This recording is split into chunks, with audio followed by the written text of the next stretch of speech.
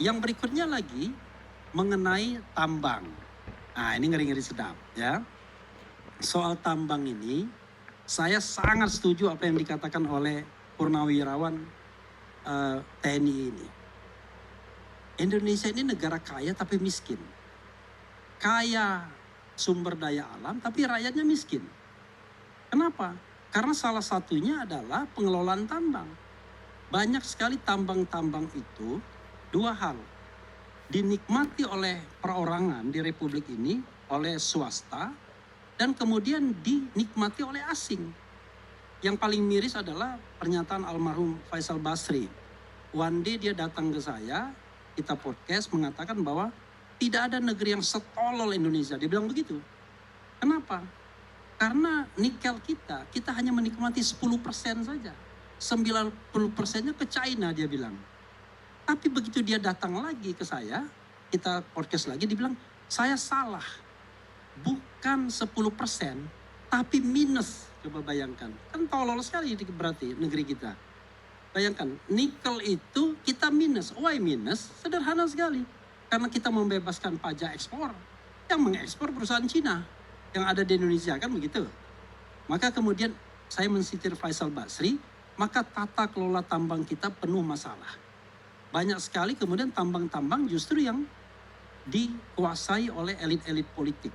Mudahlah, elit politik kan rata-rata main tambang tuh kalau mau kaya raya. Nah, padahal kalau kita kembalikan pada pasal 33, bumi, air, dan kekayaan alam yang terkandung di dalamnya dikuasai negara dan digunakan sebesar-besarnya untuk kemakmuran rakyat.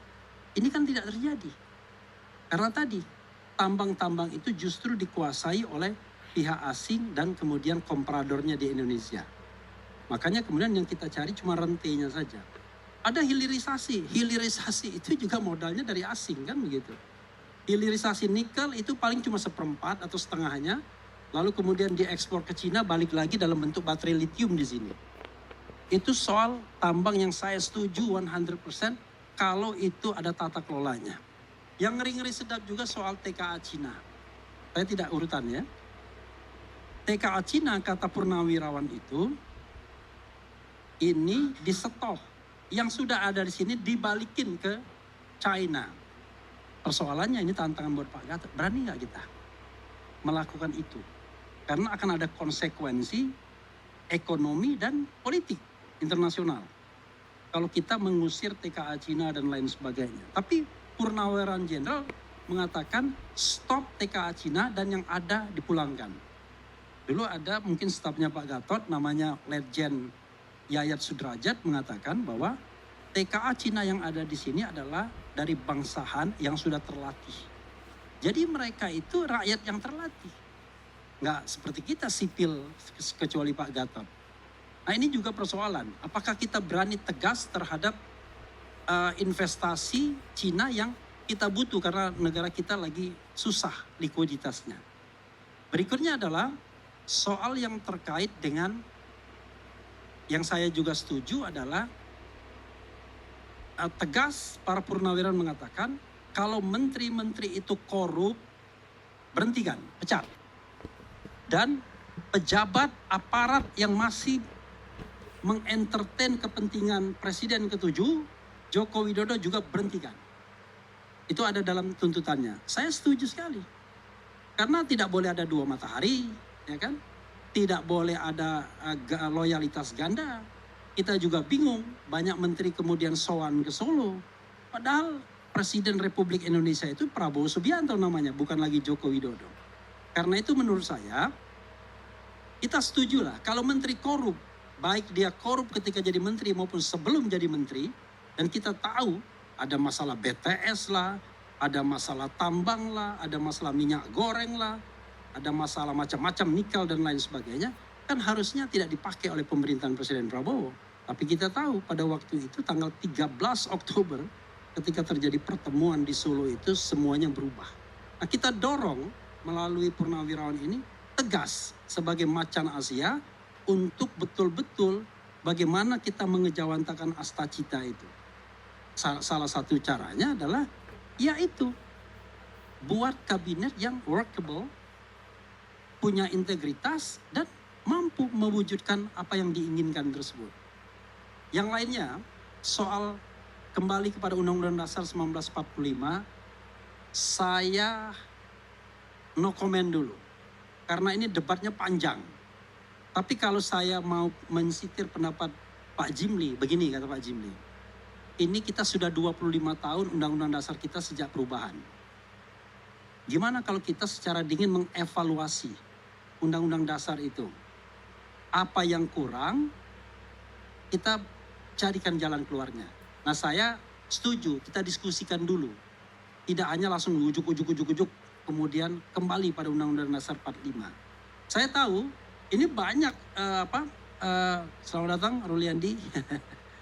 Jadi, ini banyak pendukungnya, baik dari kalangan TNI maupun dari kalangan intelektual kembali ini. Tetapi menurut saya kita harus betul-betul scrutinize, kita diskusikan secara baik apakah kita memang ingin kembali atau kita perlu jalan lain kalau ingin memperbaiki. Sebagai contoh misalnya gini,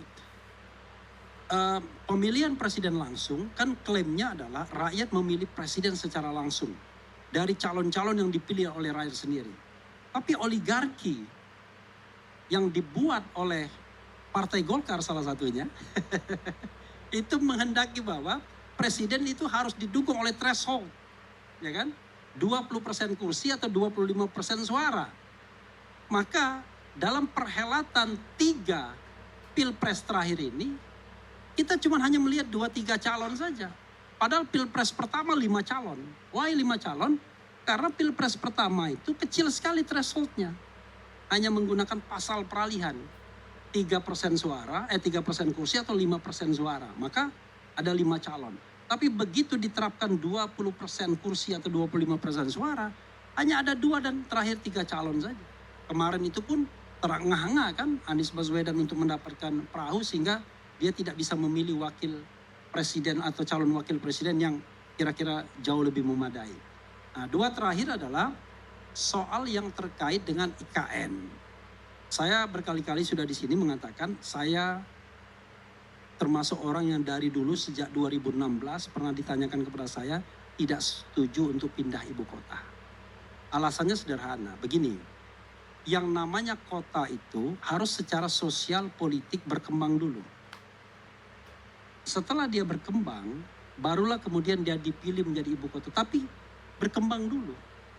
Bukan sekarang kita menunjuk tanah yang tidak ada bangunannya menjadi ibu kota.